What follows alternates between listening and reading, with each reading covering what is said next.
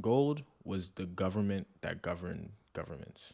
I guess gold governed governments, to simply put, that's right? true. Because In a way. without them, when money was tied to a commodity like gold, right, something of value that the people decided to be valuable, it was they couldn't just print more of this money. They couldn't devalue the money. Welcome to the Adapt or Die podcast. This podcast explores ideas related to self-growth, finding meaning, and living a more fulfilled lifestyle. It's your host, with the most, Armel Tala. And it's your host, on the low, Ben Smith. We're two college students on our own path of lifelong learning with the hope that you will join us in our journey. And now, it's time for the next episode of The Adapt or Die podcast.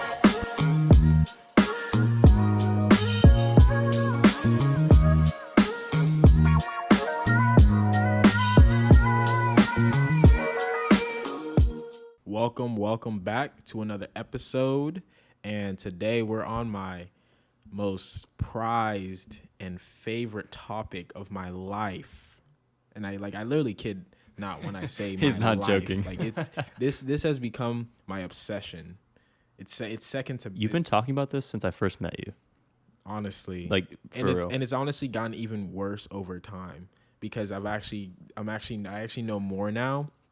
We're gonna keep it hidden up until after I ask Ben how his weeks weeks of existence. My weeks of existence. How's your week? It was pretty good. It was decent. It was kind of an unproductive week, but that happens. It was just I don't know. Just didn't get as much done as I'd like to. We always have unproductive weeks. Hey, for a podcast about productivity and everything else, well, we're shifting away from that. Not completely. We're shifting away from that, just that identity. But for us talking a lot about productivity, it's all right to be unproductive sometimes, you know? It's definitely okay to be unproductive some But days. Ben's definition of productivity is like, yeah, I got everything. I looked at his to-do list. Everything's checked off. He's like, yeah, man, I was unproductive. When I say I'm unproductive, I got like 2-3 things done off of my checklist. And so different definitions here, different standards. But One thing I do want to point out is look at Mel's fancy jacket. If you're just listening and you can't see it, he has a Letterman jacket on, and it says AOD on the side. And I'm not going to lie, it's tough. It's extra tough. hey, shout out to that man, Draylon, one of the best designers in the world. We just got to figure out how to run a business now. So that's really about it. But enough said. Back to the topic y'all have been waiting for. What is the topic, Mel? Bitcoin. Now, look, don't be afraid. First off, this is not financial advice. Anything I say or do cannot be used against you. You cannot in the court of law. No, but seriously, this is not financial advice. We are not going to talk about price. We're not going to do price speculation or nothing like. We're not going to tell you whether or not you should invest in it. We're simply want to explore Bitcoin because the reason why it's so fascinating to me is, one, I have a deep passion for economics because economics is more interesting to me than going and getting a finance degree because it has this philosophical aspect and this one, it's the study of money and people, right? That relationship between the two. But then two, I'm also a computer science major, so I'm conflicted here. I can go and I'm already doing a double major in math and computer science. I can't add a third in economics. Trust me, I've thought about this. He has thought about it. I've contemplated this. I have to talk him out of it every couple weeks. And now I'm like, dude, should I do it? Maybe like a minor. Even a minor's too much. But the reason why Bitcoin is so interesting to me, and I believe it's so important, number one, because it's going to change the way we handle and the way we, exchange and, buy things, sell things. But it's because it's this combination of technology and economics. And as Michael Saylor likes to say, this is the first time economics has become interesting. And if you don't Did he actually say that? Yeah. And if you don't know who Michael Saylor is, all I will say is he is the Jesus of Bitcoin and crypto. But that's enough of me going on a rant about why I am so excited to talk about this topic. Y'all, super, super interesting. Super, super could really be life-changing. This is an opportunity, as I like to say, this is an opportunity where we are first. We actually get an access to invest, to be a part of a revolution that's going to change, like the financial industry. That's going to change the way people handle money. That's going to help lives. That's going to democratize, decentralize money. That's enough introduction. Ben, can you start us off? Yes, I'll start us off. Talk about. The first thing, we need to start kind of what money is, which is what this episode is really all about, just to set up the the background and the context for money. So let's start off with a few Wait, functions. before we even do that, we have to talk about, yes, this is my passion, but the source is not me. Yes. Okay. We the source is not our mill. We read an entire book for you guys, The Basics of Bitcoins and Blockchains by Anthony Lewis. Is it Antony? My bad. Antony Lewis, not Anthony. Antony Lewis. Yeah. And so we've also listened to a variety of podcasts, chiefly being those by Michael Saylor, Robert Breedlove, and Lex Friedman. Yes, sir. So, anyways, getting on understanding to money. Yeah, understanding money will be crucial in understanding Bitcoin and its value proposition going forward. And can I ask you to start this conversation off? So people understand money. They're like, okay, I use money and stuff like this. It's a dollar bill in my pocket, but like, what are like the functions of money? Because I think people only understand money as, me and you are going to pay. I'm going to pay you for you doing a service or giving me a product. But Can you elaborate on what the functions of money are? For sure. The three functions of money are: one, it needs to be a medium of exchange; two, it needs to be a store of value; and three, it needs to be a unit of account. Okay. And at least when I first heard those, they sounded kind of vague in the sense of, okay, it's a medium of exchange. Okay, I understand what that means exactly, but I guess the kind of core idea there is just that it needs to be a widely accepted form of payment, in the sense that it needs to be something a medium that everyone uses, right? Yeah. It needs to be something that everyone can exchange, or else it can't really be used. Because if you don't accept my money, then I can't really use the money for everything that I want to buy, exactly.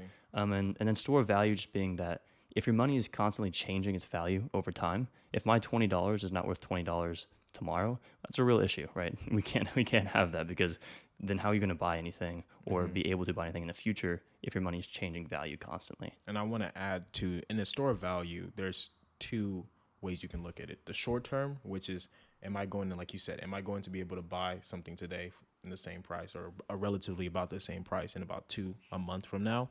But then there's a long-term store of value where it's in 50, 20, 100 years from now, when I give my kids this money, will it still be as valuable, right? That's a really great point too, because we'll get to inflation later. We'll get to it more, but I just wanted to let people know there's two ways to look at store of value. But last but not least, a unit of account. And this is really the kind of information side of money, in the sense that money doesn't just provide you a medium of exchange and a store of value. It also provides you information about every other good and service, in the sense that it gives you a unit of account in terms of how much is this good or service worth. It's a way for us to articulate value. Exactly. That's a really great way to put it. It's a way for us to articulate value, because it's like we can both be like, okay, I want this car, but if there was no such thing as like, if we didn't have money, there'd be no way for us to be like, well, what can I give you for this car? And we'll talk about the ways money has transformed, but it'd be like, well, maybe it's around like 3 goats. 3 goats? Who knows? I don't know why. I don't know. Unit of account, simply put, it's a way for us to articulate the value of something. Exactly. And so kind of related to the functions of money are these various properties of money that will actually help us understand the functions of money even better, or just kind of explain them in a deeper manner. And do you want to go over these, or do you want me to go over these? I think you can hit these. I'll hit these for sure. I'll have my rant in a bit. You guys will have enough of me towards the second half of this. So that's definitely I want to give y'all a break. So the first one is durability, and this is it's actually one of the chief things that people talk about in Bitcoin, at least to my knowledge. And durability, as you can probably tell, is just does this currency, like, will it still even just be here tomorrow? In the sense of I guess older money that people used, ancient times, being thousands of years ago, they used to use things like cows or wheat. But wheat, cows, they don't really last that long, right? Yeah. You can't hold a cow for your entire life. So there's things that, will this money last? Okay, how durable is it physically in the real world? The second thing is portability. I don't really think I need to explain this one too much either, but just how easily transferable is it through space and time? Okay. Can I easily transport $1 across space and time? Or, that's why we moved to fiat currency in a way, because heavy metals are they're heavy.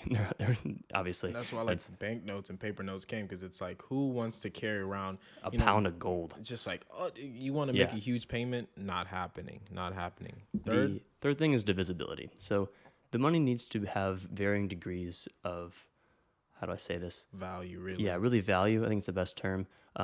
Because if you only use one unit, then it's very difficult to buy different things, because different things have even just different levels, different stratosphere of value. So it needs to be extremely divisible to be able to buy those different levels of goods and services. And the way to think about this, an example you added was, so we have a 20, but if let's say everything was only denominated in $20 bills, like you couldn't get any smaller than $20 bills. Well, if someone's like, I'm not paying you $20 bills for some half beat up sneakers, right? It's like, well, we're in a bad situation here. Like, how are we going to exchange this? How are we going to complete this, this transaction? Well, that's why divisibility is important, because we also have, $10, $5 for quarters and everything. And on the flip side, if you're thinking, well, what if you just made the $20 the lowest, like the smallest value thing? Well, I don't want to carry around thousands of $20 to buy a pack of gum, right? So there's kind of this other flip side of divisibility, where if it's too big, it's an issue, and if it's too small, it's an issue. So you need different levels on all levels. If that makes sense. Four is uniformity. So a dollar or a $20 bill, they're very uniform. Each bill is the same in terms of their value, even though maybe they might be scuffed or whatever. Other forms of currency in the past, such as, a good example would be diamonds. Diamonds come in all different shapes and sizes. So for me to value how much a diamond is worth is very difficult, because if it's a different shape and a different size for each diamond, then it's like, well, how much is that actually worth? And you don't really know. And that's why when gold was the money, the standard money at the time, you always had to weigh it, because you couldn't just simply look at it. And that's one of the values of having like a dollar bill or something. It's like you can just look at it and you instantly know what the value is, instead of us having to sit here and weigh it out before we complete a transaction. And then the next one is going to be limited supply or scarcity. And this is important because, just thinking on a logical basis, if you have an infinite amount of money, that means the money is technically it has no value at all, because there's an infinite amount. There is no constraint on what the money actually means to society, because there's so much that it doesn't even matter, right? So we need a scarcity to give value to what the money actually means in terms of a good or a service. And I think this plays more to the fact of us as humans, that we don't value something unless it is scarce. Yeah, those that's new a great J's point. that drop, people only really care about them because they know they're not finna drop again. So we'll get deeper into what actually is money and why do we even care about this thing called money. And last is acceptability. We kind of touched on this already, but how does the money, is it used or recognized by everyone in a society or a group of people, right? Because if it's not recognized, obviously that's a real issue. If I'm trying to buy something from Mel and he's like, yeah, your money doesn't mean anything to me, well, then I can't buy anything. So those are the 6, just to reiterate, so because I know we all got short-term memory: durability, portability, divisibility, uniformity, limited supply or scarcity, and acceptability. And now, so we have a good understanding of, okay, so we know the functions of money. So it can either be a unit of account, medium of exchange, store of value, right? And there's an argument you can make, does money need to fulfill all 3 of these properties, right? So, but we won't get into that today. Different discussion. Now we understand the properties that play a well role with, the functions. But like, actually, where did money even start though, right? Yeah. So we understand this thing of money, but like, I don't think a lot of people ever think about, where does money even start? Where did we originate from? If you took an economics class, they touched upon this, and we won't touch too much on the history, but I want you to kind of introduce us and lead us into that. Oddly enough, the history and the origins of money are fairly convoluted, specifically the origins. The history, not so much. Wait, time out. Can you define convoluted? Convoluted.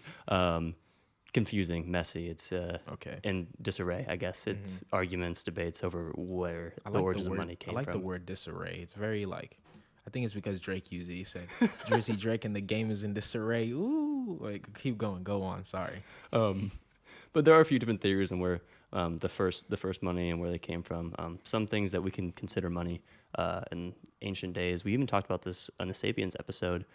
But wheat. That was one of the first forms of money that we know of. Seashells, things like that, were used for trading. And what this really comes down to was once we went through the agricultural revolution, right?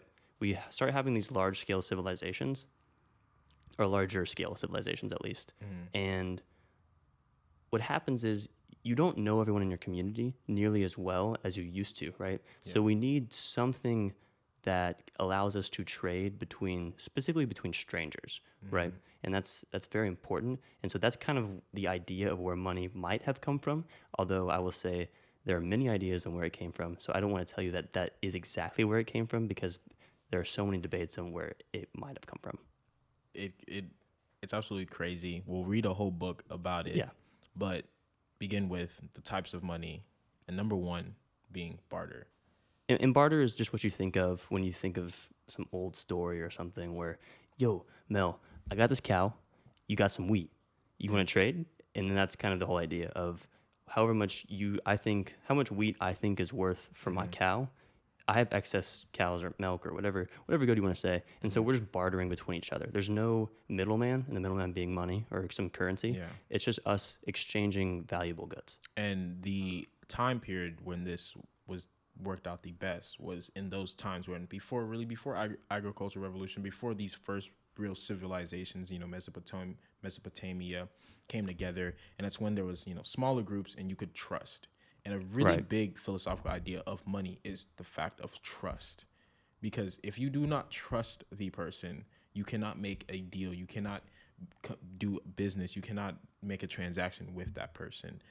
But that's why as civilizations got bigger, we shifted to commodity money. And one thing I do want to say is this is kind of where we start getting into the philosophical side of money, where, as Mel mentioned, money kind of bridges that trust gap between people in the sense of, you're a stranger, I don't know you, but I trust that your money does give value. So if you can hand over that money, I'll give you my goods, right? Yeah. And so this is an interesting idea. But going back to commodity money, this is basically what you think of. I mean, when you hear commodity trading, this is gold, silver, things like that. It's basically where the money itself has inherent value. And so... But why does that money have inherent value? So that's a good question. So imagine you're bartering, right? When the next step from bartering, you wouldn't just when you jump to currency, right? If I'm going to give you something in return for you giving me a good, you want that something, even though it's currency that you can trade for other things, you want that thing itself to be valuable as a hedge against you losing, as a hedge against the transaction, basically, right? And so it helps a lot for the money itself to be valuable, because that means you can't lose value, or not as much value, if the money itself is valuable. And I think this brings us to the thing you added. What makes money valuable, right? Mm-hmm. So there was different things that they used. So commodity money, what are some examples? Would have been wheat, right? Yeah. They decided that wheat was valuable because, well, it's very simple. It had, they say, intrinsic value. Right. Right. So we would eat this. Cattle, right? Again, intrinsic value. But as we talked about with the different properties, these did not hold well when it came to durability, divisibility, right? And uniformity, right? And so now you got to look at the things like, well, we need something that like we all can agree that it's going to be valuable. And then the magic of all metals, gold, got chosen.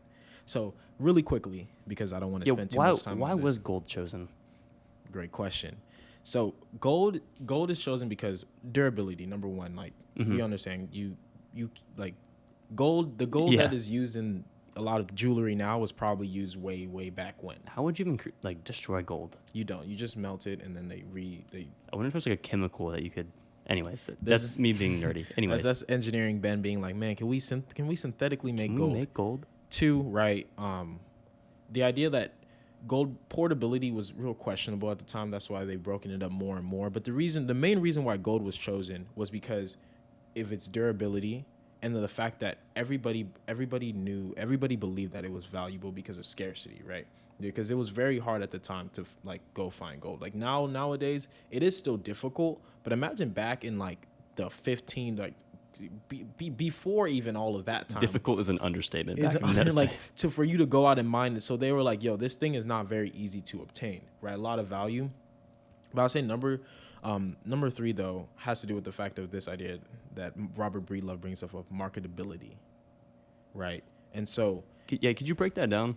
I don't, that term, when he said that, it kind of confused me a little bit. I was like, okay, what does that mean exactly? so marketability is simply how well can I make you believe, how easy it is for this object that I'm deeming to be valuable, that I can make you believe it's valuable as well, right? So gold is very simple because it's like, oh, look at this shine, it's shiny, it's so precious, it looks so beautiful, Right. And as humans, we associate things of beauty to be very valuable. And so simply, all that being said, the fact that gold was its durability, its ability to last for practically ever. 2, its scarcity. And 3, the fact that other people decided. And this is more of the philosophy that we decided that gold was valuable. There's not really any law. It was not on God's 10 commandments to say that gold is valuable. But we decided that Right. this precious metal is valuable.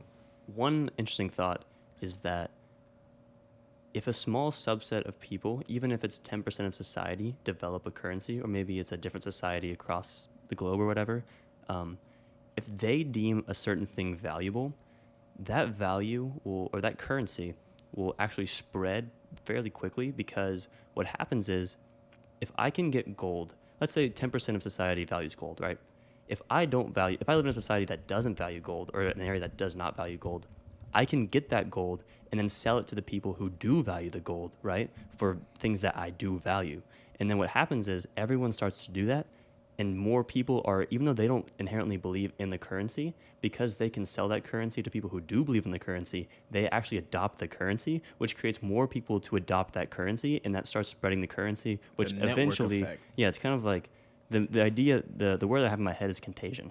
I know you said that, and that's kind of like this idea that as soon as people start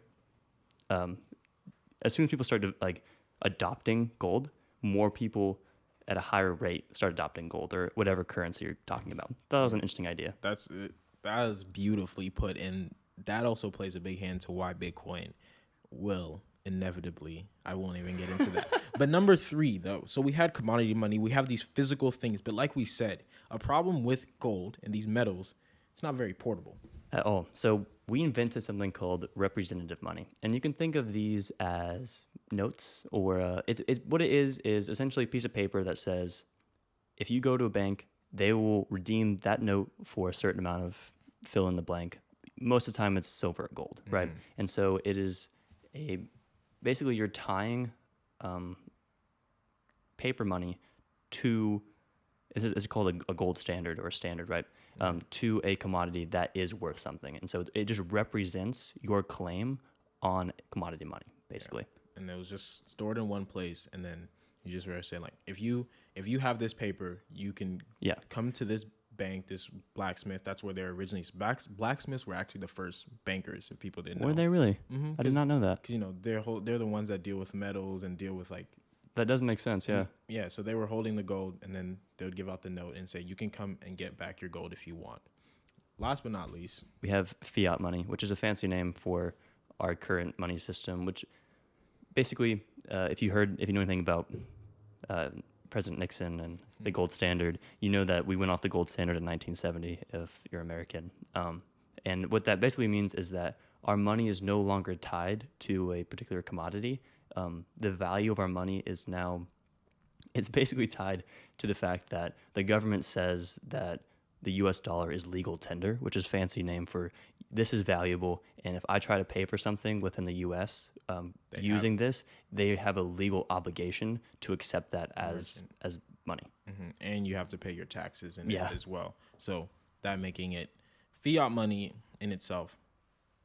This is where the idea of what value actually is because it's not tied to this thing that we as the people accepted, right? Yeah, it's just call paper. it the market, right? And so the people that are in the market picked gold to be what was valuable now, and then so the government comes around and says, no, we are going to decide, and then you have one central authority deciding on what is valuable.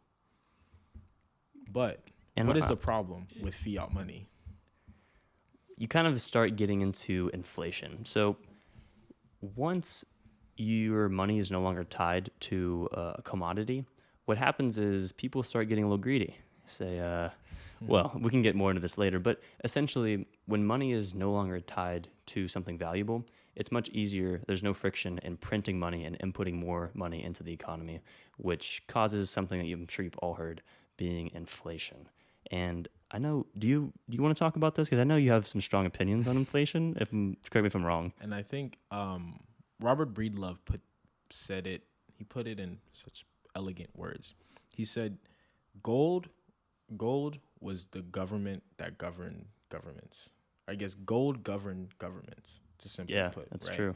Because in a way, without them, when money was tied to a commodity like gold, right, something of value that the people decided to be valuable, it was they couldn't just print more of this money. They couldn't devalue the money, because when you make more of this money, when you put more money in circulation, right? Very simple, guys. So if if you have more of the same thing, more money going after the same thing, obviously. yeah. If you have more pieces of paper if you have pieces of paper claiming more gold than there actually is gold in the world, you have a real issue on your hands. That's the essential idea, right? Yeah, and when we're talking about inflation, right? There's two types of inflation. So we have Price inflation and we have currency inflation. And we don't need to get into the weeds really of the difference between these two, because it's very interesting. It's interesting why they distinguish between them, and it is a whole episode different in itself. Yeah. But really though, the thing about inflation is that you can really, what's happening is over time, right? I think this is what Michael Saylor explained it. So let's say you're just to hold your money in dollar, and so inflation is about very simple 2%, right? Mm-hmm. So in about 50 years, you would have lost practically essentially 100% of the value at that time, right? Yeah. Just think about that. I actually think it might be sooner. It might, even because of I think because of the compounding effect. I think it's like 10. I think it's every 25 years you lose like the value of your money halves or something like that. I could be wrong, but it's actually fairly quick. It's much quicker than you would expect. And so this is why like people never tell you, like, if you save your money, it's kind of you're losing that value, because banks used to actually give like pretty high good interest, so you could actually save your money back then. But nowadays you don't really get good interest, especially right now. Exactly. And so the thing is, like, and to just quickly explain price inflation, like price inflation is measured by this thing like the CPI. It's called a Consumer Price Index, and this is just the government saying, like, here are these baskets of goods that most typical people will buy, right, and we're gonna keep track of this price. And so when the price goes up, they're like, okay, well, obviously there's more money chasing these same objects, so there's inflation there. And then there's also currency inflation, and these two tie in. And currency inflation is simply when the government puts more money into circulation, and so this kind of relates to price inflation. Yeah, I do want to hold you there and kind of explain inflation a little bit more and expand on where it comes from, because I think it's important in the sense of, let's say there's $100 in the economy. Yeah. If you put $100 more into the economy, well, that doesn't actually mean you created an extra dollar's worth of value in the economy. What actually happens is, because everyone has more money, prices simply adjust to double for the doubling amount of supply, and that doubling of price is what we call inflation. And so when you put more money, or when you increase the money supply, that doesn't actually create any more value, which is why printing money is a real issue, and it actually causes inflation itself. And so, yeah. Perfectly put. Perfectly put. I think inflation is a huge idea, and I think it would be better articulated in its own episode. Yes, probably. Honestly, I do want to read a book on it.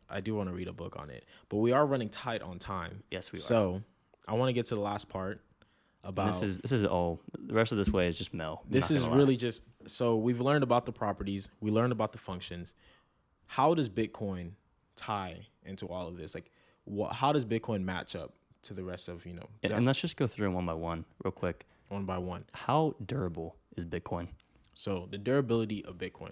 So Bitcoin is a network, right? And so the way it works is that you have different computers, right? And these are like nodes in the network.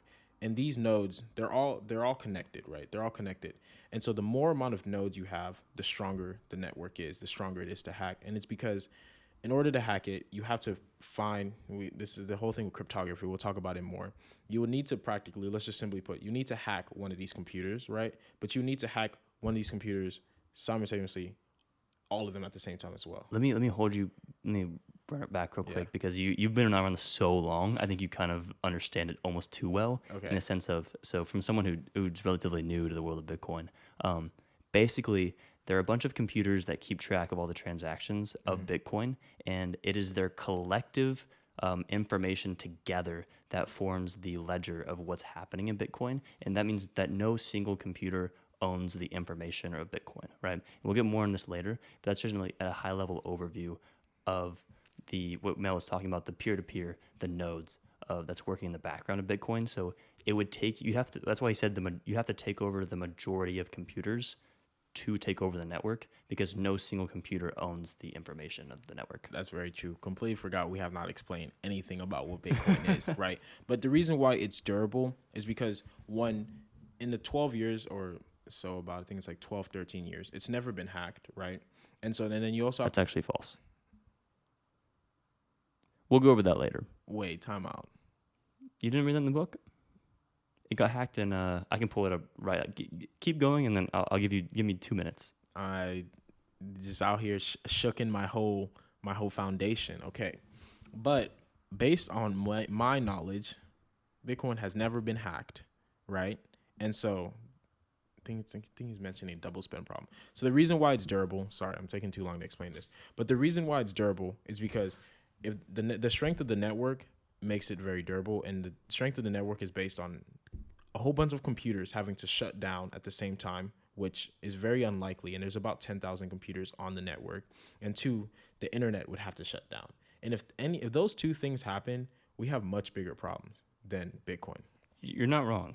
Number two, portability on your phones, internet, very simple. Enough said there. By the way, for people who say that the 10 minutes or whatever for Bitcoin transfers to go through, and that's not fast enough, or like there are other Bitcoin, or there are other coins that do it better. That is such like to me, that's such a BS.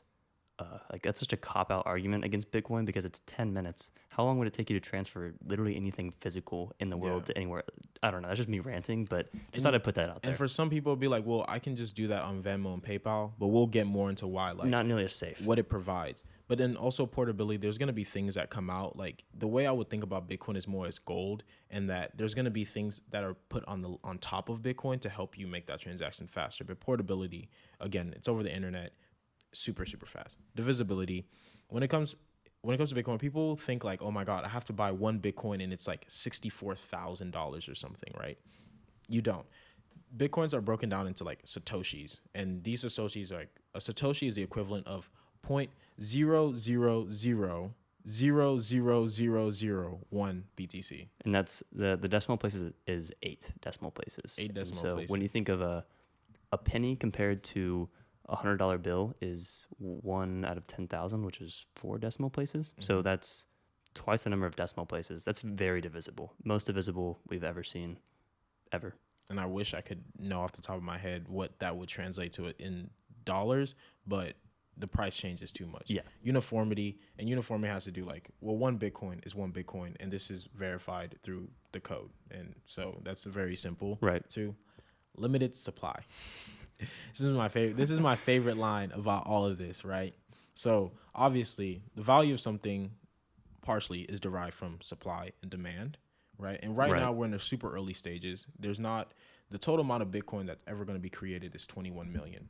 And this is hard coded into the protocol. Yeah, it can never be more than 21 million. And the only way it could change is if I believe it's about over 95% of the people holding Bitcoin. So everybody that has a stake in the network, they have to come to a consensus to say, or come to agree. That's what consensus just means, to say like, we want to increase it, right? So, and more the chances of that happening, we don't really know. But that's to tell you though, like even if it is to increase, it's something that everybody that is a part of it would Which agree would on. suggest there's a really good reason for it. And if everyone is agreeing on it, then it really shouldn't be an issue anyways. But in reality, most people are not really wanting to move that number because it's a lot easier for you to determine, value and everything if you know the certain amount, 21 million. And my favorite line about this is there's three things that are certain in life: death, taxes, and 21 million.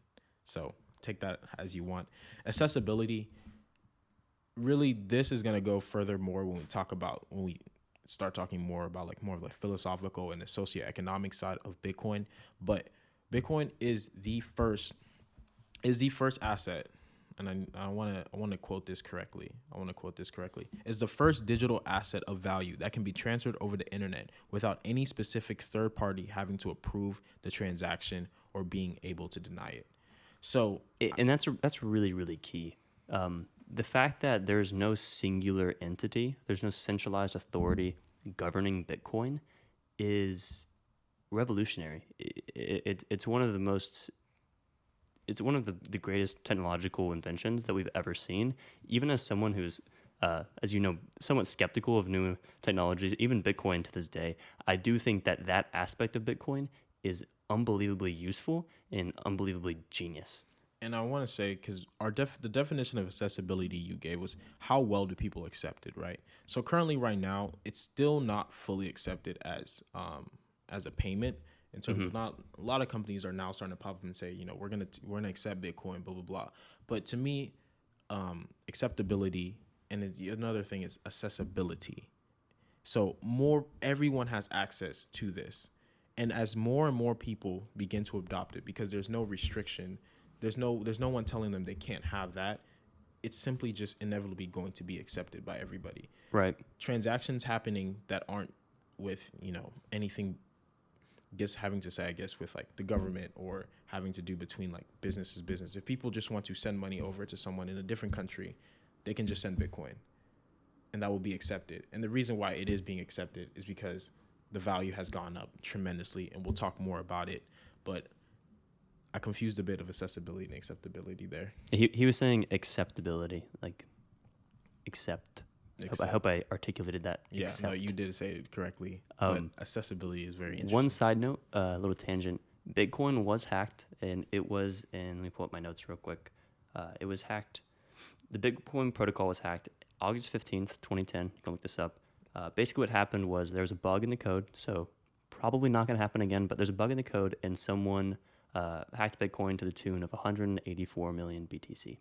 And luckily, they forked it, so a large part of the network decided that they would basically fork the blockchain, which we'll go over what that means later.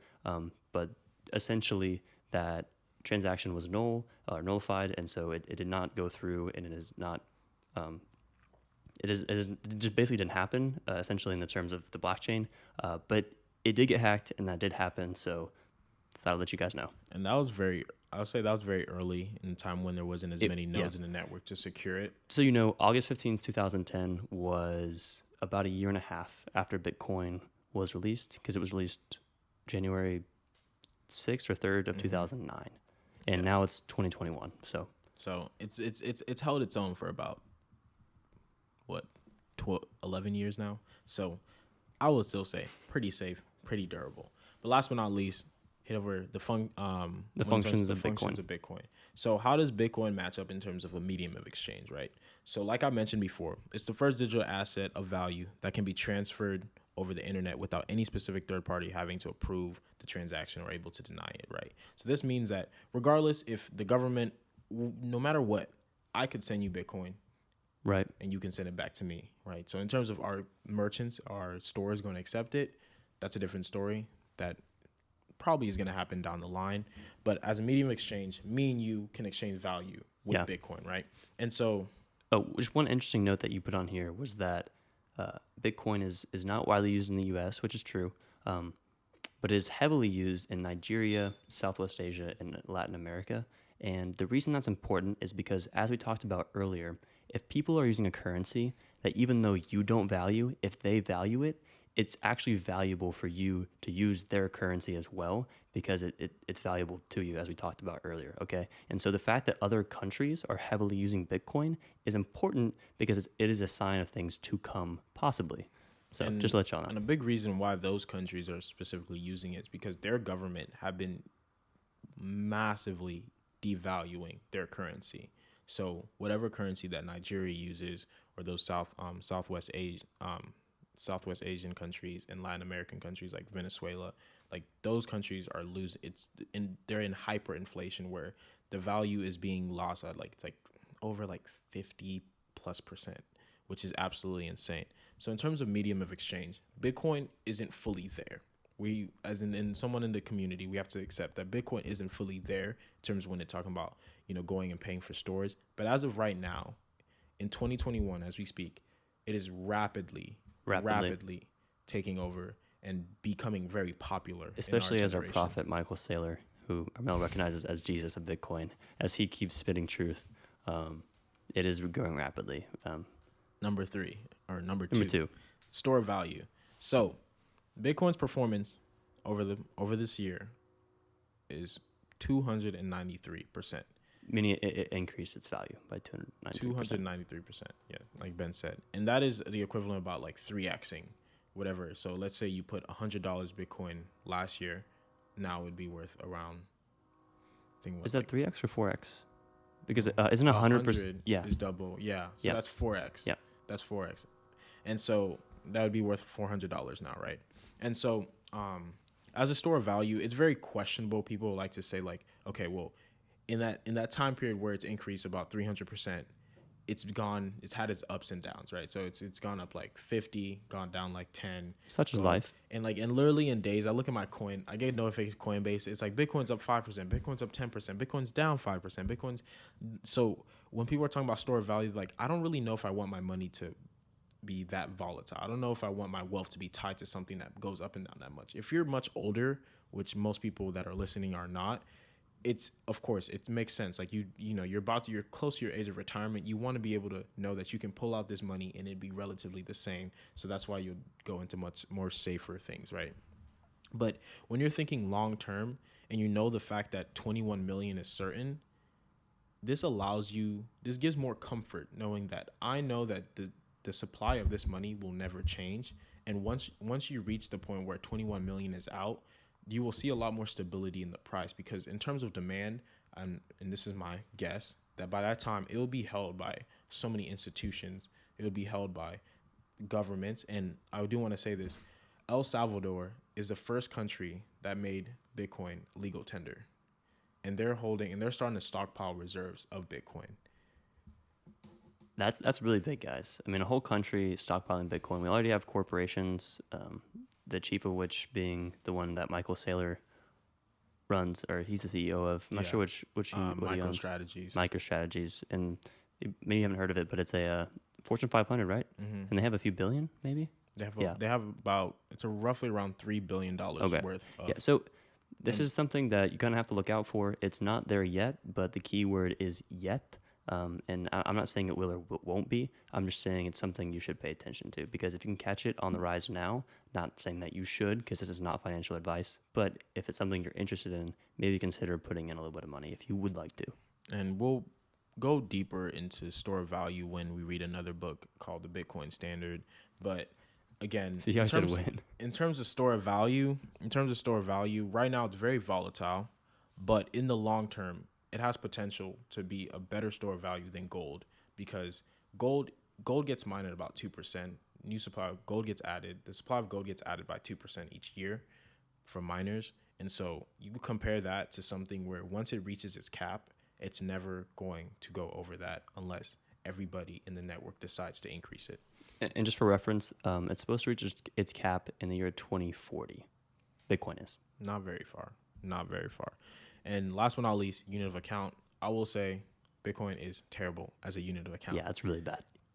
Right now, since it's so volatile, you can't really put a price to very certain. So if I say, Ben, I'm gonna pay you in 0.25 bitcoins, I have no idea what that means. Not a clue. 0.25 BTCs. Even if I had Bitcoin, I'd be like, oh, did Bitcoin go up or down today? Is that worth more or less? I'm not sure. And so it makes it really hard to be a unit of account. So as of right now, it is not very good at that. But so right now people are probably like, well, it doesn't seem to be good as that. It doesn't seem to be that great as a medium exchange. It doesn't seem to be that great a store of value. All I will say is be patient, young one.